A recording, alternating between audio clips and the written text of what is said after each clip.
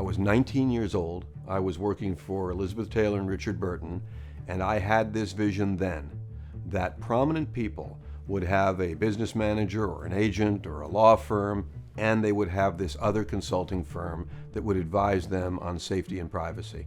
And that vision at 19 is pretty much what's happened.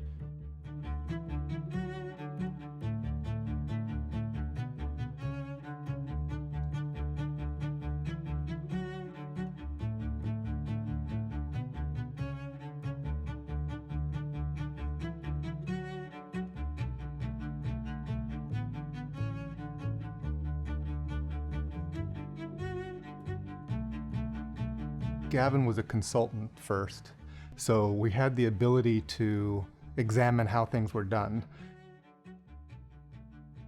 The first location I worked at had early warning equipment that nowhere else had. We had the FBI coming, the Secret Service coming, all to review and explore how he was doing things. You know, when I first met with Gavin, that 20-minute meeting lasted 3 hours. And he was saying things that I had not heard before relative to keeping people safe. First version of Mosaic was for public figures, and then the one that followed that was domestic violence, the domestic violence Mosaic. So by the 1990s, the Capitol Police, CIA, Supreme Court Police, Federal Reserve Board, and the U.S. Marshal Service, whom I worked for 24 years, utilized Mosaic.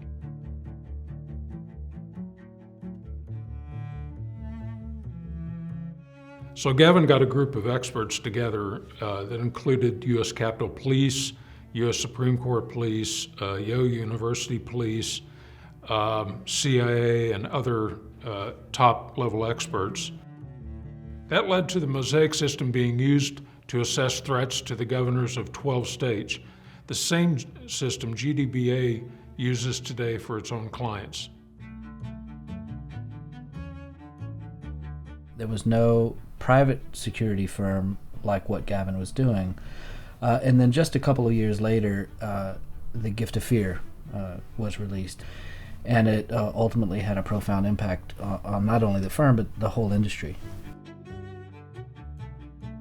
When I was a newly assigned agent to the FBI Director's Protective Detail, they issued me a bunch of equipment and gear, and they gave me a book called The Gift of Fear.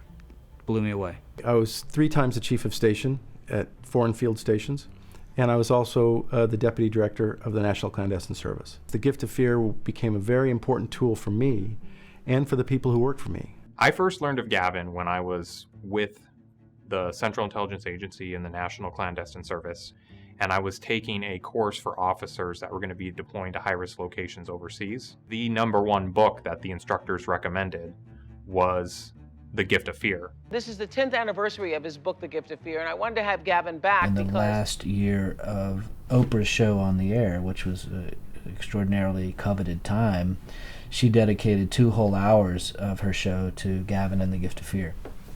That common sense approach to things is what really changed our industry for the better and helped clients at on a whole new level. It actually empowered the individual to understand the tools they have to protect themselves. And then when you apply that more broadly as a profession, how we protect others.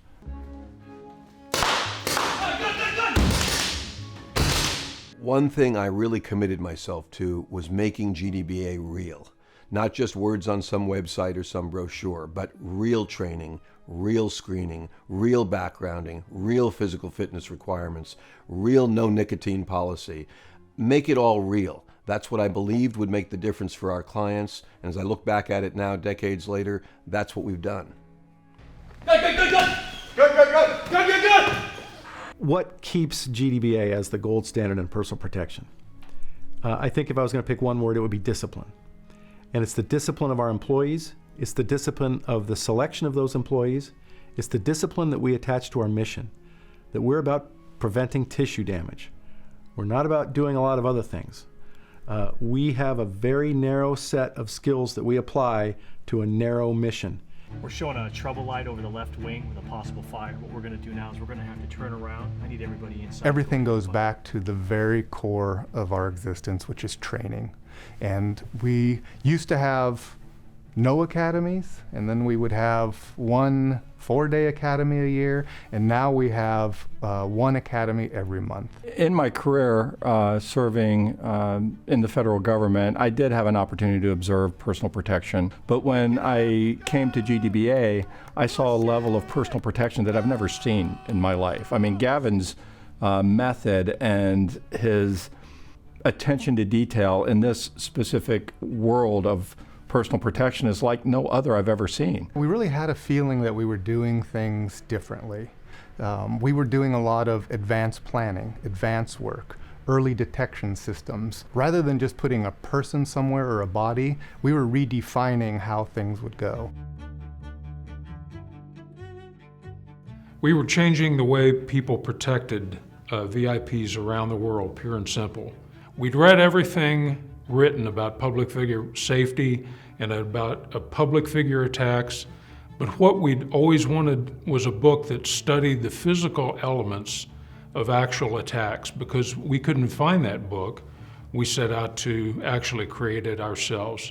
We didn't know it would take literally 8 years to do that research. One of the things we learned, for example, is that 64%, nearly 2/3 of all of those incidents we studied occurred in or around the car. So that profoundly changed the way we approached our strategies and our training and our protective operations. So when I was asked to develop the protection school for the FBI Academy, I incorporated many, many principles from just 2 seconds. The curriculum that the students were taught was heavily influenced by the work of Gavin DeBecker and Associates. Those students went on to protect the Attorney General of the United States and the FBI Director. That book is currently being utilized by protectors in 36 countries, to include the Prime Minister's detail in Australia. I literally get emails from protectors all the way from Romania to Jordan that they use the research in that book. We are practitioners of our craft first and businessmen second. I mean, the idea that all these experts I had met over the years, the real leading thinkers on anti-assassination strategies and security and law enforcement and threat assessment, the idea that every single one of them is now a member of GDBA and I'm serving clients with them, it's way past anything I would have imagined 40 years ago. We're not talking about a former FBI agent, we're talking about the FBI agent who developed the protection course at the FBI Academy. And we're not talking about some guy who once protected a governor. We're talking about the president of the National Governors Security Association. Our clients aren't advised only by a couple of former CIA employees. They're talking to the man who was the deputy director of the National Clandestine Service. Bob Martin isn't just some former LAPD officer. He is the founder of the nation's first threat management unit. John Muffler isn't just a guy who used to work for the Marshal Service. He was the head of the National Center for Judicial Security. These men that I learned from over the years and worked with for decades, the idea that we have now all come together and we all work for GDBA and we all serve these clients, I think that's probably the thing that I am most proud of.